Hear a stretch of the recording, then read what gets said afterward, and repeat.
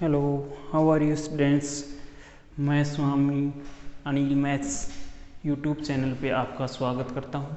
आप सबका बहुत बहुत स्वागत है, हार्दिक अभिनंदन है। अपना टॉपिक चल रहा था पॉलिनोमियल, उसमें पार्ट 5 अपने क्या हो गए थे, कंप्लीट हो गए थे। अब चलेगा अपना पार्ट 6। कौन सा पार्ट चलेगा? पार्ट 6, 9th क्लास की चैप्टर नंबर 2.4, एक्सरसाइज नंबर 2.4 चलेगी। इसमें देखो अपने 2 क्वेश्चन कर लिए थे उसके। तीसरा क्वेश्चन है फाइंड द वैल्यू ऑफ के। मैंने बता दिया था आपको फैक्टर क्या होता है, मल्टीपल क्या होता है, ये सारी चीज़ें मैंने आपको क्या कर दी थी, बता दी थी। अब उससे आगे क्या करना है अपने को बताना है कि ये फैक्टर दे रखा है और क्या निकालना है अपने को, के की वैल्यू फाइंड करनी है। फाइंड द वैल्यू ऑफ के की वैल्यू फाइंड करनी है। और फैक्टर गिवन है क्वेश्चन में दे रखा है, ये फैक्टर है x-1 इज ए फैक्टर। मतलब इसका मतलब क्या हुआ कि x-1 क्या है, इसका फैक्टर है। मतलब वो कंप्लीट डिवाइड कर रहा है, ये पहले से बोल रहा है क्वेश्चन में। इसका मतलब क्या हुआ कि वो कंप्लीट डिवाइड कर रहा है। तो आप ये बताओ मेरे को, कंप्लीट डिवाइड कर रहा है तो इसका मतलब रिमाइंडर क्या बचेगा? 0। यस और नो? रिमाइंडर क्या बचेगा? 0। तो रिमाइंडर 0 बचेगा, तो रिमाइंडर 0 बचेगा। इसमें जो वैल्यू रखेंगे मतलब x-1 किसके बराबर रखेंगे? 0। तो x की वैल्यू कितनी आ जाएगी? 1। तो P1 किसके बराबर हो जाएगा? 100% 0 के बराबर होगा कि नहीं होगा, ये बताओ आप। क्यों होगा? क्योंकि अपने को खुद को बता रखा है ये क्या है, फैक्टर है। तो फैक्टर है, इसका मतलब वो कंप्लीट डिवाइड करेगा। और कंप्लीट डिवाइड कैसे जानते हैं अपन? इसमें वैल्यू पुट करते हैं उसकी और उसको क्या निकालते हैं? 0 इक्वल टू 0 लाते हैं, तब तो कंप्लीट डिवाइड कर रहा है। लेकिन क्वेश्चन में बोल रहा है पहले से, तो अपने को लाने की जरूरत नहीं, इक्वल टू डायरेक्ट क्या कर देंगे? 0। कुल मिला के बात ये है कि इसको भी 0 के बराबर रखो आप और इसको भी किसके बराबर रखो? 0 के बराबर। अपने आप किसकी वैल्यू हो जाएगी? के की वैल्यू हो जाएगी। ठीक है, मैंने समझा दिया है क्यों रखेंगे। भाई इसको तो रख ही रहे थे, क्यों रख रहे थे? क्योंकि इसमें वैल्यू पुट करनी पड़ती है अपने को। तो x की वैल्यू निकालेंगे यहाँ से, और फिर यहाँ पर भी अपन वैल्यू निकालते थे। ठीक है, लेकिन यहाँ पर अब वैल्यू निकालने की जरूरत नहीं है। P-1 P1 है, P1 आएगा, P1 की वैल्यू निकालने की जरूरत नहीं है। क्यों नहीं है? क्योंकि डायरेक्ट P1 की वैल्यू कितनी होगी? 0। क्यों? क्योंकि ये दे रखा है कि ये क्या है, फैक्टर है। फैक्टर है तो अपने आप ही P1 की वैल्यू क्या है? 0 है। उसमें फाइंड करना था फैक्टर, इसमें गिवन है फैक्टर। ठीक है, तो देखो इसका सॉल्यूशन देखो। वैल्यू किसकी निकालनी है? P की। तो क्या करोगे, ये दे रखा है Px, तो Px is equal to kx² minus 2x plus 1। अब क्या करोगे, put x-1 is equal to 0। x-1 क्या दे रखा है? फैक्टर। तो x की वैल्यू निकाल लो, x की वैल्यू 1, x की वैल्यू 1 आ गई। सो P1 ऐसा ही तो करते थे, P1 की वैल्यू निकालते थे उसमें। तो अब यहाँ डायरेक्ट क्या करना है, P1 इज इक्वल टू 0 रखना है। क्यों? बिकॉज का साइन लगा देता हूँ, because x-1 is a factor of Px। ये ब्रैकेट लगा देता हूँ। ठीक है, कुल मिला के बात ये याद रखना है, अगर के की वैल्यू पूछे अपने को तो पॉलिनोमियल को भी 0 के बराबर रखना है, और जो फैक्टर पूछ रहा है उसको भी किसके बराबर रखना है? 0 के बराबर। दोनों को 0 के बराबर रखना है। उसमें किसके बराबर रख रहे थे? ओनली 1 के। और इसी कारण ये इंपॉर्टेंट क्वेश्चन है, ध्यान रखना। के वाला आता है एग्जाम में बहुत बार, और ये भी वही क्वेश्चन है। ठीक है, तो दोनों में से कौन सा बता रहा हूँ? एक बता रहा हूँ। ये आपको खुद को करना है, फाइंड द वैल्यू ऑफ के x-1 इज ए फैक्टर, और उस पॉलिनोमियल की वैल्यू दे रखी। तो अब क्या करेंगे, रख दो P1 की वैल्यू। P1 कितना है? k x² की जगह क्या लिखेंगे बताओ? 1 का स्क्वायर। और P1 ही तो निकालेंगे, Px थोड़ी रखेंगे। क्या निकालना है? P1। Px और P1 में क्या फर्क है? वहां तो x आएगा, यहाँ क्या आएगा? 1x की जगह। तो P1 kx² माइनस 3x की जगह 1 और प्लस k और इक्वल टू में क्या रखना है? 0। देखो इसी को लिखा है मैंने। P1 की जगह बार बार P1 तो थोड़ी लिखते रहेंगे, P1 की वैल्यू निकाल ली, तो डायरेक्ट वैल्यू निकाल ली मैंने। तो P1 की वैल्यू के एक्स स्क्वायर, के एक्स की जगह 1 माइनस 3x 3 1 प्लस के इक्वल टू 0। यहाँ से के की वैल्यू निकल जाएगी, कोई दिक्कत नहीं। तो के 1 का स्क्वायर के माइनस 3 और प्लस के इक्वल टू 0। के कितने हो गए 2k minus 3 is equal to 0। अब ऑन ट्रांसपोजिंग लिख देना आप, 3 को उधर ले जाएंगे तो 2k is equal to 0 plus 3 3, तो k की वैल्यू आ जाएगी अपने पास 3/2। k की वैल्यू कितनी आ जाएगी 3/2। नहीं दिख रहा है नीचे तो 3/2 ही आ जाती है। k की वैल्यू कितनी आई 3/2। That is your answer. कुछ नहीं करना था, मैंने आपको समझा दिया है। दोनों को किसके बराबर रखना है 0 के बराबर रखना है और वैल्यू पुट करनी है और आंसर निकालना है k की वैल्यू। ऐसे इसमें आ जाएगा, 12th वाले में आ जाएगा। एग्जाम्पल है, ये क्वेश्चन है, इसमें भी करना है आपको। मैं ये सेकंड बता दिया हूँ आपको, ये सॉरी 4th, ये आपको खुद को करना है, वो भी खुद को करना है। ओके, आगे देखो क्वेश्चन नंबर 4, क्योंकि क्वेश्चन बढ़िया बढ़िया क्वेश्चन है इसमें, सारे के सारे आ गए समझ में, वो आपको करने हैं सारे बचे हुए। इसके 4 पार्ट हैं, वो सारे आपको करने हैं और 12th एग्जाम्पल वो भी आपको करना है। और ध्यान रखना इंपॉर्टेंट है, एग्जाम में आता है। उसके बाद में फैक्टराइज करना है। क्या करना है फैक्टराइज। फैक्टराइज 2 तरह के हैं, एक तो 3 टर्म के हैं। कितने टर्म के हैं 3 टर्म के। क्वेश्चन नंबर 4 तो कितने टर्म का है 3 टर्म का फैक्टराइज, और क्वेश्चन नंबर 5th किसका है 4 टर्म का फैक्टराइज। अब 3 टर्म वाले तो आपको 8th क्लास में मिले होंगे, 8th क्लास में पढ़ा होगा, अच्छी तरीके से याद होगा, तो 8th क्लास में मिला होगा। नहीं मिला तो अब बता देता हूँ मैं आपको। तो क्वेश्चन नंबर 4th, इसका सॉल्यूशन देखो, 12x² माइनस 7x प्लस 1। देखो लाइट आ नहीं रही है तो थोड़ा सा जल्दी बताऊँ।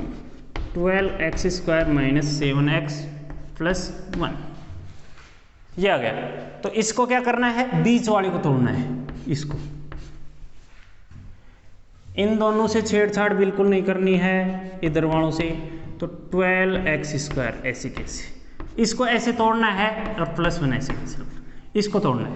इसको इस प्रकार से तोड़ना है कि इनका सम तो किसके बराबर हो, बीच वाले टर्म के बराबर।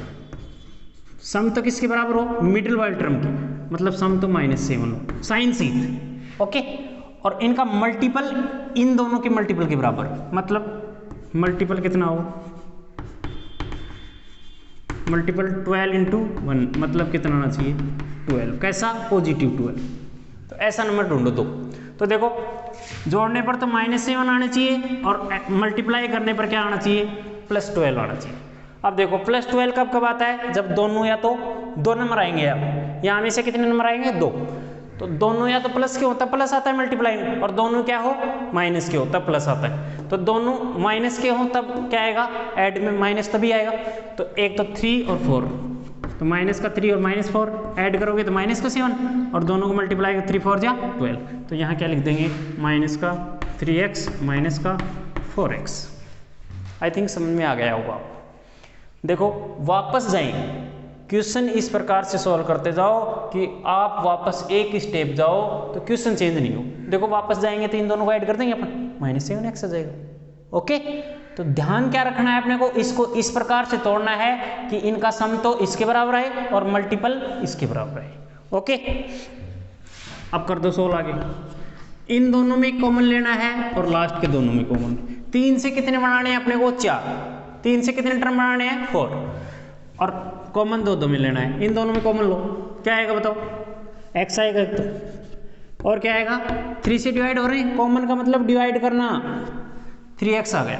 तो 3 से डिवाइड किया 4x² को किया x, फिर -3 को किया 1। ओके, आई थिंक समझ में आ गया होगा। फिर यहाँ क्या लिया -1 क्यों लिया, ये दोनों ब्रैकेट वाले सेम आना चाहिए। अब देखो +1 ले लिया तो यहाँ क्या बचा -4x, और ये क्या बचा +1। देखो ब्रैकेट वाले सेम है क्या, एक लड़का कह रहा है सर सेम ही है, सेम नहीं है भाई, यहाँ +4x है, यहाँ -4x है, यहाँ -1 है, यहाँ क्या है +1, इसका मतलब सेम नहीं है। तो क्या करेंगे, यहाँ से चेंज करेंगे, यहाँ -1 लेंगे, तो ये तो क्या हो जाएगा प्लस का, और ये क्या हो जाएगा माइनस का। इतना भी नहीं आ रहा है तो फिर कोई दिक्कत समझा नहीं सकता फिर मैं आपको। तो इस दोनों ब्रैकेट को एक बार लिखना है, मतलब ये दो टर्म है। अब फिलहाल कितने टर्म है, एक ये और एक ये। ब्रैकेट के बाहर जो मल्टीप्लाई में ये पूरा एक टर्म होता है, ब्रैकेट वाला पूरा क्या होता है, एक टर्म ही। ये दो टर्म हो गए, वापस कॉमन लेंगे 4x - 1, तो इधर तो क्या बचेगा 3x, उधर क्या बचेगा -1। या फिर ऐसे समझ लो, ब्रैकेट वाला एक बार लिख लो और जो बचा हुआ वो लिख लो। चेक कैसे करना है, चेक कैसे करना है, ब्रैकेट में सेम आना चाहिए अपने पास। ब्रैकेट में क्या आना चाहिए, सेम आना चाहिए। अगर ब्रैकेट में सेम आ रहा है इसका मतलब सही है, वरना क्या हो गया, रॉन्ग हो गया। चलो मैं एक बार देखता हूँ दिख रहा है क्या, दिख रहा है यार, सही दिख रहा है, ओके कोई दिक्कत नहीं। तो ये वाला आ गया 4x - 1 3x - 1। उसके बाद में सेकंड पार्ट, इसका फोर्थ है, वैसे फोर्थ है, 4 क्वेश्चन है इसमें दे रखा है 3x² - x और -4। यहाँ पर बताओ सम तो कितना आना चाहिए, आपको रफ में लिखना है ये वाला, फिर नोटबुक में नहीं लिखना है। सम तो -1 ही तो है, यहाँ x नहीं लिखेंगे साथ में। और मल्टीप्लाई कितना आना चाहिए, 4 और 3 को मल्टीप्लाई करो, m लिख दिया मल्टीप्लाई की जगह, -4 × +3 माइनस का 12। मल्टीप्लाई करने पर तो माइनस के 12 और ऐड करने पर कितना आना चाहिए, -1।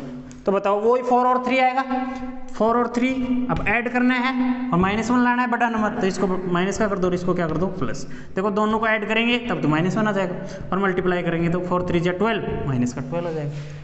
तो क्या आ जाएगा बताओ, इसको तो ऐसे ही लिख दिया, -4x प्लस का 3x - 4, क्योंकि ये वाले क्वेश्चन किस में है, 8th क्लास में भी। इस कारण थोड़ा सा जल्दी बता रहा हूँ, ज़्यादा जल्दी नहीं कर रहा। 8th क्लास की वीडियो और बनाऊंगा, उसमें बता दूंगा आपको। ये आ गया।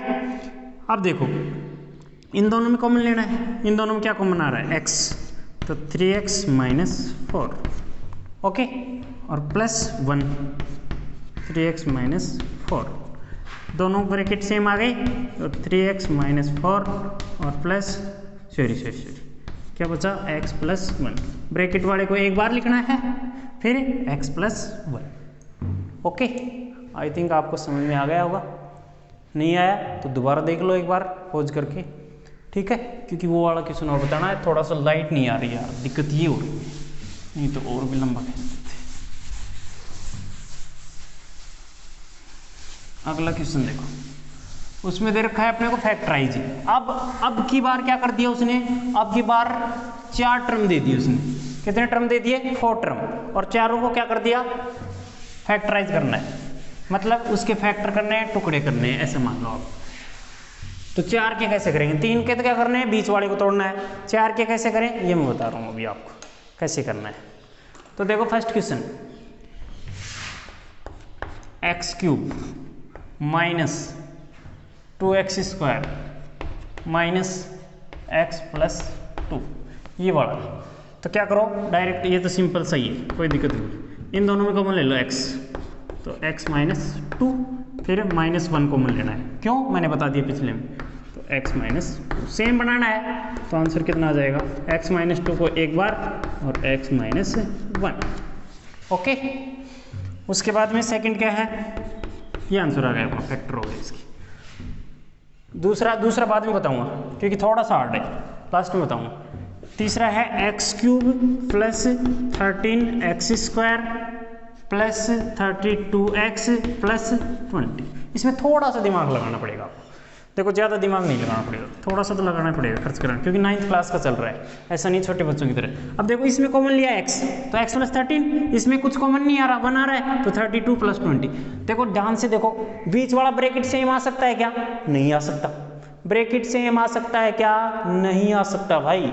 तो क्या करेंगे, पीछे से चलो आप, +20 है ना, +20 लो, तो x³ + 13x² प्लस, इसको +20 लिख दो और इसको 20 के हिसाब से तोड़ो। तो एक बार तो 20x लिख दो इधर, और एक बार क्या लिख दो 12x, ओके। बोलो इसको ऐसे लिख सकते हैं, क्यों लिखा है, क्योंकि फैक्टर करने हैं, ऐसे करने हैं, इनके भी समझ में आ जाएगा। 2-3 क्वेश्चन करोगे आप, इसको क्या लिख दिया आपने, तोड़ के लिख दिया 20 के हिसाब से, एक बार 20x और एक 12x। वापस जाएंगे तो वो वाली स्टेप आ जाएगी, आएगी कि नहीं आएगी, आ जाएगी। अब देखो, अब यहाँ तक तो कोई दिक्कत नहीं, अब यहाँ से तोड़ दो, इसको तोड़ना है 12 के हिसाब से, तो क्या हो गया x³ प्लस इसको तोड़ रहे हैं अपन 12x के हिसाब से, तो कितना बचा इधर x² और 12x², बाकी को तोड़ दिया अपन, तो 12x plus 20x plus 20। Video को पॉज करके दोबारा देख लेना एक बार, नहीं समझ में आएगा। अब वापस करना है, तो क्या आया बताओ, इसके हिसाब से टूट गए, x² आ गया। अब देखो यहाँ से क्या कॉमन ले लेंगे, x², क्या बचेगा x + 1, यहाँ से क्या कॉमन ले लेंगे 12x, क्या बचेगा x + 1, यहाँ से क्या कॉमन लेंगे 20, क्या बचेगा x + 1, आ जाएगा अपना आंसर। तो x² कॉमन ले लिया, क्या बचा x + 1। ये कॉमन भी नहीं लेना आ रहा है ना, तो आप रहने दो फिर, ये 12 कॉमन ले लिया, 12x से कितना बच गया x + 1, यहाँ से क्या कॉमन ले लिया 20, ये क्या गया x + 1। अब वहाँ तो कितने टर्म थे 2, और यहाँ टर्म देखो 1 2 और 3, तीनों में से एक बार लिखना है x + 1 को, बाकी बचा हुआ सारा लिख दो, x² प्लस 12x प्लस 20। अब देखो अभी तक ये क्या नहीं हुआ है, पूरा नहीं हुआ, ध्यान रखना, अभी तक क्या नहीं हुआ है, पूरा नहीं हुआ है। क्या करोगे, मल्टीप्लाई करने पर तो 20 और एडिशन करने पर कितना आना चाहिए 12 आना चाहिए, ऐसा तोड़ोगे आप, ठीक है। ये वाला आपको क्या करना है, खुद को करना है, ओके, ये मैं नहीं बता रहा हूँ, आपको खुद को करना है। तो ऐसे करना है, ऐसे तोड़ के, और ये आंसर आ रहा है तो ये कर देना, आप नहीं आ रहा है तो इसको एक बार और तोड़ लेना, फैक्टर कर देना इसके, ओके। अब अगला बता रहा हूँ मैं, कौन सा, 4th और 3rd।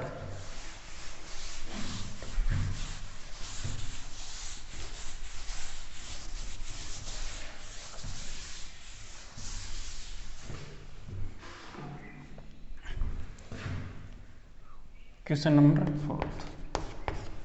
4th के हिसाब से 2y³ plus y² minus 2y और -1, ओके। तो क्या करेंगे, y कॉमन ले लेंगे, y² कॉमन ले लेंगे, 2y + 1 बच जाएगा, -1 कॉमन ले लेंगे, 2y + 1 बच जाएगा। कर लोगे। सेकंड वाला देखो, सेकंड बच रहा है ना, 3rd बच रहा है यार, नहीं 3rd हो गया, सेकंड वाला बच रहा है। सेकंड देखो, x³ minus 3x² minus 9x और -5। इसको इस प्रकार से समझो आप कि 5 के हिसाब से चलेंगे हम, ठीक है।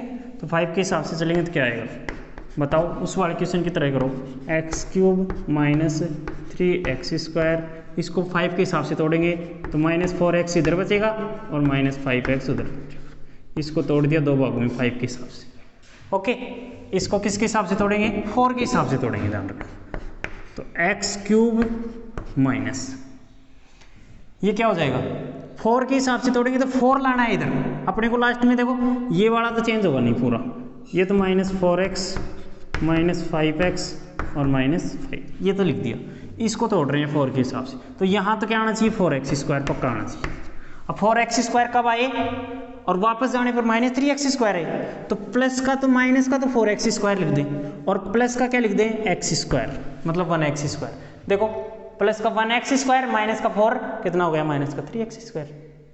आई थिंक समझ में आ गया होगा, नहीं आया तो दोबारा देख लो आप। क्या कॉमन ले लेंगे x², क्या बचेगा x + 1, फिर -4x कॉमन ले लेंगे, क्या बचेगा x + 1, ओके। फिर -5 कॉमन ले लेंगे, क्या बचेगा x + 1। अब सब में x + 1 आ रहा है तो x + 1, फिर x² माइनस 4x -5। इसको भी आपको खुद को करना है, तोड़ लेना इसको -4 को तोड़ लेना, मल्टीप्लाई करने पर तो -5 और ऐड करने पर -4, ये ध्यान रखना। ये खुद को करना है आपको, क्योंकि तीन डिजिट का आ गया, 3 टर्म का आ गया, खुद को करना है, okay. Thank you, have a nice day.